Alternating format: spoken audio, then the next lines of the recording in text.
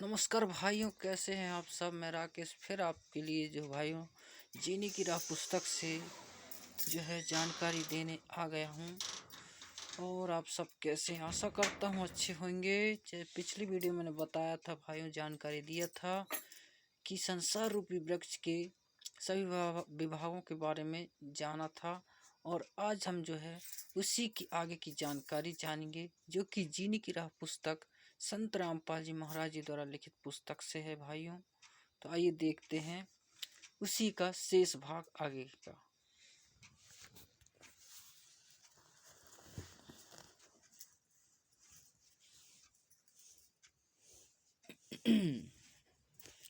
ये भाई पिछली वीडियो में हमने जाना था संत रामपाल जी द्वारा लिखित पुस्तक से ही संसार रूपी वृक्ष के सभी विभागों के बारे में, और इसी का आगे का शेष भाग हम जानकारी चाहेंगे। तो आप देख सकते हैं इसी जीने की राह पुस्तक से आप ये पुस्तक चाहें तो निःशुल्क घर बैठे मंगवा सकते हैं भाइयों। हर वीडियो में बताता रहता हूँ, जानकारी देता रहता हूँ कि आप इन टीवी चैनल संत रामपाल जी महाराज जी का सत्संग देखेंगे तो टीवी के स्क्रीन पर संपर्क नंबर चलते रहते हैं भाइयों, जिसके जरिए आप अपना नाम, पता, एड्रेस तथा पुस्तक का नाम SMS कर घर बैठे मंगवा सकते हैं। चलिए वीडियो को लंबा ना करते हुए जानते हैं संसार में वृक्ष के सभी विभागों के बारे में शेष जानकारी आगे का। जैसा कि भाइयों जानकारी ऐसा है, देख सकते हैं आप। गीता अध्याय 15 श्लोक 1 से 4 तथा 16 से 17 का सारांश रूप चित्र पुनः प्रसंग पर आते हैं कि भजन करो उस रब का जो दाता है कुल सबका। अभी तक तो यही बताया है कि भक्ति करनी चाहिए, परंतु अब यह स्पष्ट करते हैं कि भक्ति किसकी करें, श्री ब्रह्मा जी रजगुण की या श्री विष्णु जी सदगुण की या श्री शिव जी तमगुण की, जो रूपी तीनों शाखाओं की है, या फिर क्षार पुरुष गीता ज्ञानदाता डार की, या अक्षर पुरुष तना की, या परम अक्षर पुरुष मूल की। उदाहरण है भाइयों, यदि हम नर्सरी से कोई आम का पौधा लाते हैं, उसको अपने खेत या घर के आंगन में रोपते हैं, तो कैसे रोपते हैं? जमीन में गड्ढा खोदते हैं, पौधे की मूल माने जड़ों को गड्ढे में रखकर मिट्टी से ढक देते हैं। फिर पौधों की मूल माने जड़ों में पानी से सिंचाई करते हैं, खाद डालते हैं, अर्थात पौधे की जड़ की पूजा करते हैं। जड़ों से आहार, तने में तना अपने अनुसार आहार रखकर बचा हुआ आगे डार में भेज देता है। डार अपने लिए आवश्यक आहार रखकर शेष शाखाओं में भेज देती है। इसी प्रकार शाखाएं शेष भोजन पत्तों तक भेजती है। इस प्रकार वह पौधा पेड़ बनकर फल देता है। पाठक जनों बहुत बुद्धिमान है, समझ गए होंगे कि हमने किस परमात्मा की पूजा करनी चाहिए। सूक्ष्म वेद में कबीर जी ने बताया है कि कबीर एक के साधे सब सधे, सब साधे सब जाए, माली सींचे मूल को फूले फले अघाए। एक मूल की मालिक की पूजा करने से सर्व देवताओं की पूजा हो जाती है, जो शास्त्रीय अनुकूल हैं, जो तीनों देवताओं में से एक या दो माने श्री विष्णु सदगुण तथा श्री शंकर तमगुण की पूजा करते हैं, या तीनों की पूजा इष्ट रूप में करते हैं, तो वह गीता अध्याय 13 श्लोक 10 में वर्णित अव्यभिचारिणी भक्ति न होने से व्यर्थ है। जैसे कोई स्त्री अपने पति के अतिरिक्त अन्य पुरुष से शारीरिक संबंध नहीं करती है, वह अव्यभिचारिणी स्त्री है। जो कई पुरुषों से संपर्क रखती है या करती है, वह व्यभिचारिणी होने किससे समाज में निंदनीय होती है, वह अपने पति के दिल से उतर जाती है। शास्त्रीय अनुकूल साधना अर्थात सीधा बीजा हुआ भक्ति रूपी पौधे का चित्र इसी पुस्तक के पृष्ठ 213 पर व शास्त्र साधना अर्थात उल्टा बीजा हुआ भक्ति रूपी पौधा पृष्ठ 214 पर देखें। देख सकते हैं भाइयों, हमें भक्ति ऐसी करनी है।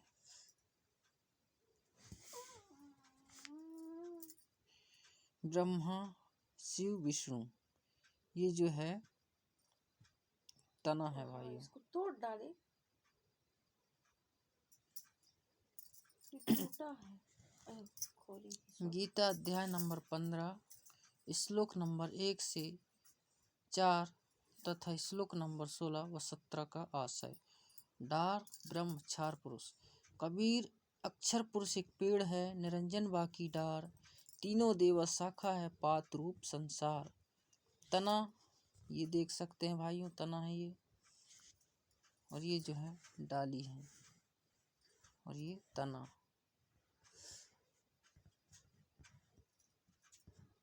अक्षर पुरुष ब्रह्म,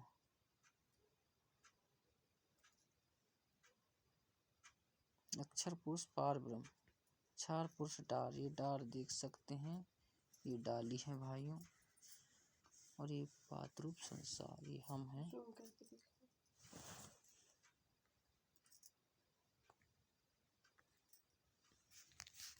स्पष्ट देख सकते हैं ये जो आप देख रहे हैं ये पत्ते हम हैं भाइयों, और जो है ये जो डाली देख रहे हैं ये 3 डाली, ये ब्रह्मा विष्णु शिव जी हैं, और ये डार देख रहे हैं क्षार पुरुष यानी काल भगवान निरंजन है, और ये तना जो है भाइयों ये अक्षर है अक्षर पुरुष पार ब्रह्म, और ये नीचे जड़ जो देख सकते हैं ये परम अक्षर कहलाता है भाइयों, पूर्ण ब्रह्म जो मूल जड़ है, कबीर जड़, कबीर साहिब जो ये मूल जड़ है। तो ये आप देख सकते हैं, समझ सकते हैं। और उल्टा संसारिक तौर से जो पूजा होती है वह मैं इसी चित्र के माध्यम से 214 पेज में दिखाता हूँ भाइयों। ये भक्ति ऐसी होनी चाहिए, लेकिन हम ऐसा करते हैं जो है इस पुस्तक में संत रामपाल जी ने हमको शास्त्रों का निचोड़ कर जो है जो अपनी जीने की राह पुस्तक में प्रस्तुत किया है भाइयों।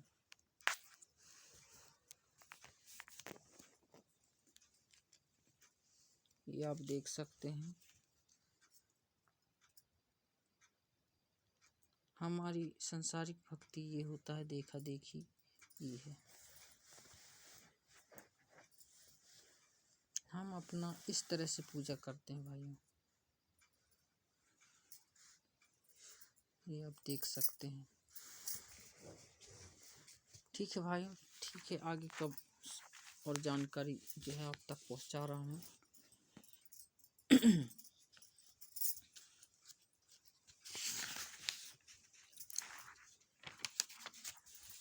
उपरोक्त प्रमाणों से स्पष्ट हुआ कि एक मूल मालिक की भक्ति करने से साधक का आत्मकल्याण संभव है। अन्य प्रमाण।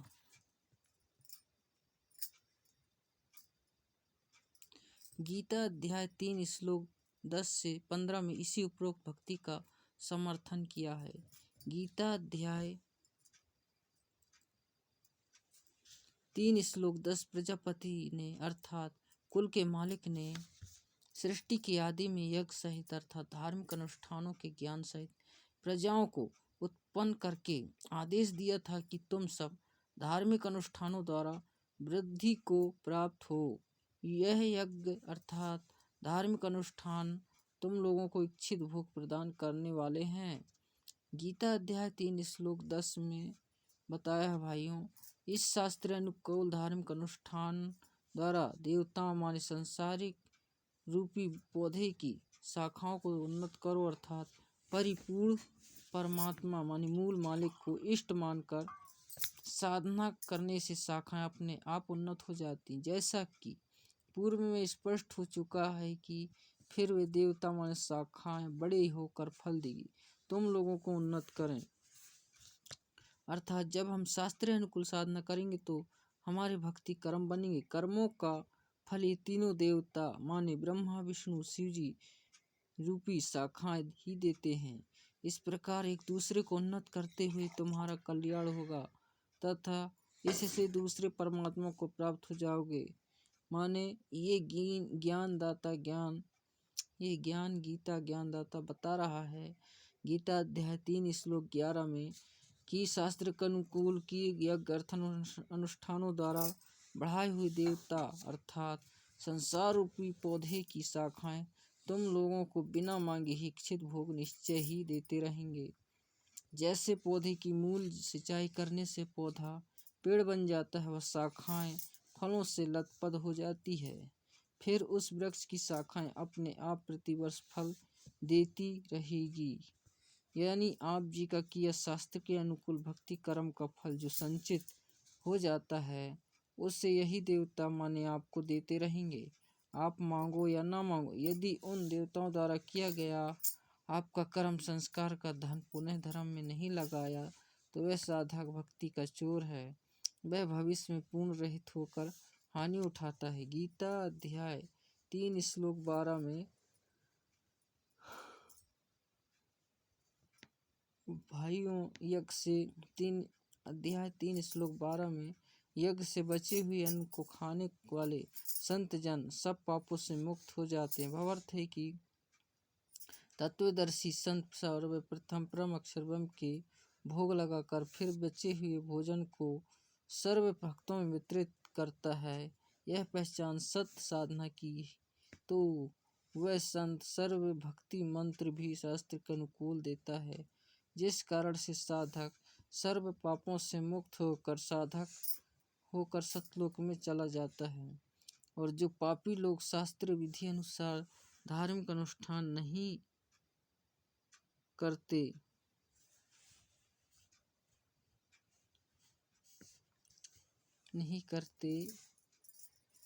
शक्ति भी मंत्र भी शास्त्र के अनुकूल हो देता है, जिस कारण से साधक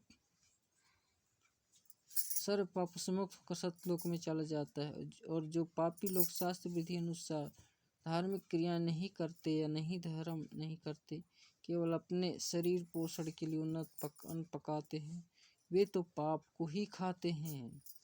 गीता अध्याय 3 श्लोक 13 में संपूर्ण प्राणी अन्न से उत्पन्न होते हैं, अर्थात खाने से शरीर में संतान उत्पत्ति का पदार्थ बनता है, जिससे सर्व प्राणियों की उत्पत्ति होती है। अन्न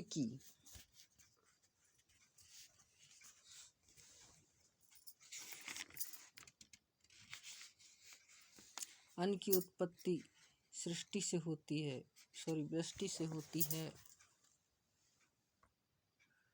वर्षा शास्त्र विधि अनुसार किए गए यज्ञ अर्थात धार्मिक अनुष्ठान से होती है। यज्ञ अर्थात धार्मिक अनुष्ठान शास्त्रों में वर्णित विधि से किए जाते हैं। कर्म को ब्रह्म अर्थात क्षार पुरुष से उत्पन्न हुए जान, क्योंकि हम ब्रह्म माने काल के लोक में आए हैं, तो हमको कर्म करके ही सब प्राप्त होता है। जब हम सतलोक में थे तब बिना कर्म किए सब प्राप्त होता, इसलिए कहा है कि कर्म को ब्रह्म माने काल से उत्पन्न जान तथा ब्रह्म माने काल की उत्पत्ति अविनाशी परमात्मा से हुई, जिसका वर्णन गीता अध्याय 15 श्लोक 16-17 में है तथा सृष्टि रचना अध्याय में पढ़ें। इससे सिद्ध होता है कि सर्वगत मान्य ब्रह्म सर्वव्यापी परम अक्षर परमात्मा अर्थात परम अक्षर ब्रह्म सदा ही यज्ञों में अर्थात धार्मिक अनुष्ठानों में प्रतिष्ठित है, अर्थात सर्व धार्मिक क्रियाओं में परम अक्षर ब्रह्म इष्ट रूप में पूज्य है। गीता अध्याय 3 श्लोक 14-15 में है। भाइयों, परम अक्षर ब्रह्म गीता ज्ञानदाता से अन्न है। गीता ज्ञानदाता ने स्वयं गीता अध्याय 18 श्लोक 62 में कहा है कि हे भारत, तू सर्वभाव से उस परमेश्वर अर्थात परम अक्षर ब्रह्म की शरण में जा। उस परमेश्वर की कृपा से ही तू परम शांति को तथा शाश्वत स्थान प्राप्त अर्थात सनातन परम धाम को प्राप्त होगा। गीता अध्याय 15 श्लोक 4 में गीता ज्ञानदाता ने बताया है कि तत्वदर्शी संत मिलने के पश्चात तत्व ज्ञान रूपी शस्त्र द्वारा ज्ञान को काटकर परमेश्वर के उस परम पद की खोज करनी चाहिए, जहाँ जाने के पश्चात साधक फिर लौटकर संसार में नहीं माने जन्म नहीं होते लेते, अर्थात उनको सनातन परम धाम प्राप्त हो जाता है, जहाँ परम शांति है, कोई अभाव नहीं है। जिस परमेश्वर से परमेश्वर रूपी वृक्ष परमेश्वर संसार रूपी वृक्ष की प्रवृत्ति विस्तार को प्राप्त हुई है, उसी परमेश्वर की भक्ति करनी से चाहिए। गीता अध्याय 13 श्लोक 17 में गीता ज्ञानदाता ने बताया है कि वह दूसरा पारब्रह्म अर्थात मेरे से दूसरा प्रभु, दूसरे अपने शब्दों में परम अक्षर ब्रह्म, जिसके विषय में गीता अध्याय 8 श्लोक 3 में कहा है, ज्योतियों का भी ज्योति, माया से अति परे कहा जाता है, बोध रूप माने जानने योग्य, परमात्मा तत्व ज्ञान से प्राप्त करने योग्य और सबके हृदय में विशेष रूप से स्थित मानी गीता अध्याय 13 श्लोक 17 मन विचार कर जिस तत्व ज्ञान से परम अक्षर बन प्राप्त होता है, उसे सूक्ष्म वेद में कहते हैं। उसका ज्ञान गीता ज्ञानदाता को नहीं, इसलिए गीता ज्ञानदाता गीता अध्याय 4 श्लोक 32 तथा 34 में बताए कि यज्ञों अर्थात धार्मिक अनुष्ठानों का विस्तार पूर्वक ज्ञान से माने ब्राह्मणे मुख्य माने सच्चिदानंद घन ब्रह्म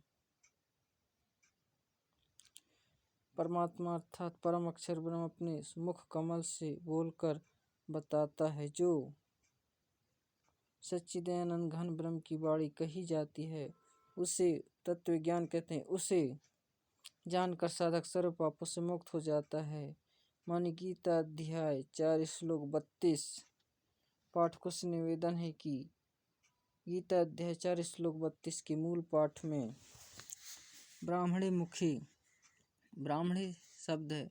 गीता प्रेस गोरखपुर से प्रकाशित गीता या अन्य स्थानों से प्रकाशित गीता में अनुवादकों ने ब्राह्मण का अर्थ वेद क्रिया है, जो गलत है। गीता अध्याय 17 श्लोक 23 में ब्राह्मण शब्द है, जिस उसमें वे अनुवादकों ने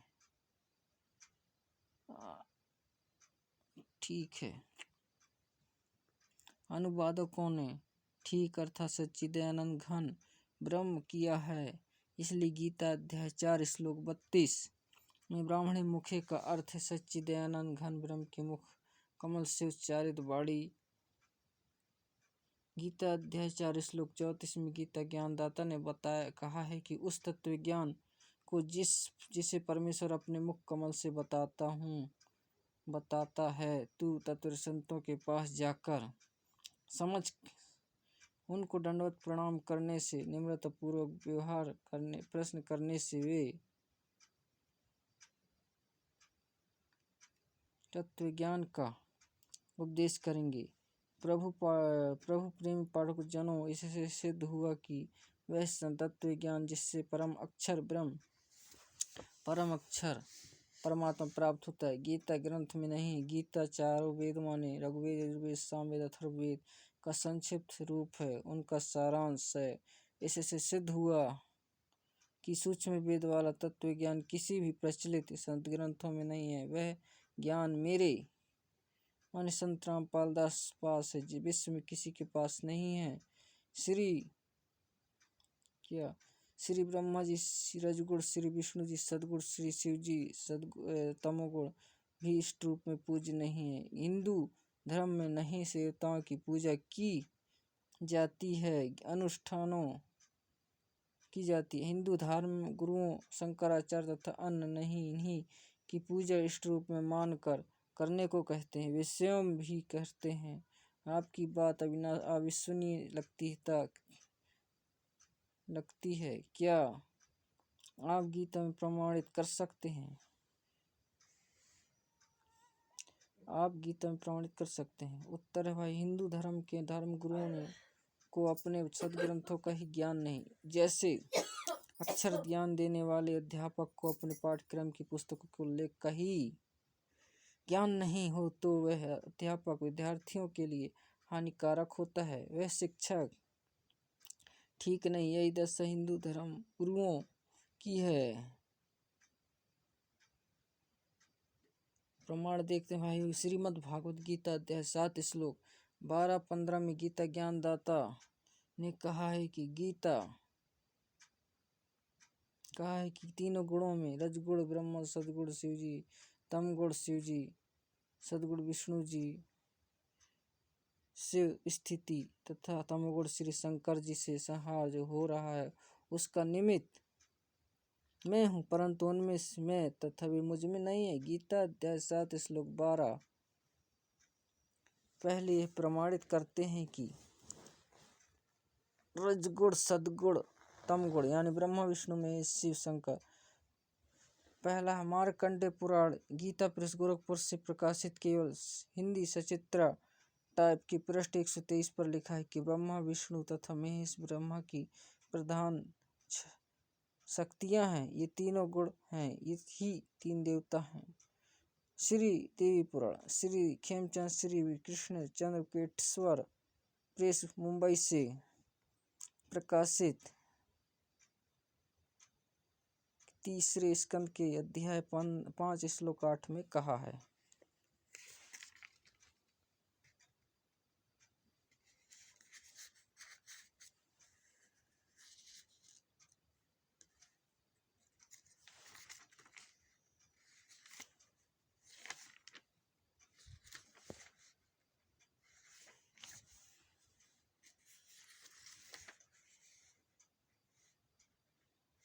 भाइयों वीडियो लंबा हो जाएगा, इसलिए वीडियो जो है शेष भाग अगले वीडियो में बना जानकारी दूंगा। भाइयों वीडियो पसंद आए तो लाइक शेयर कमेंट करके ज़रूर बताना वीडियो कैसा लगा। चैनल पर नए हैं तो चैनल को सब्सक्राइब करना ताकि मेरा हर आगे आने वाला वीडियो सबसे पहले आप लोग को दिखाई दे। ठीक है भाइयों, तब तक के लिए नमस्कार।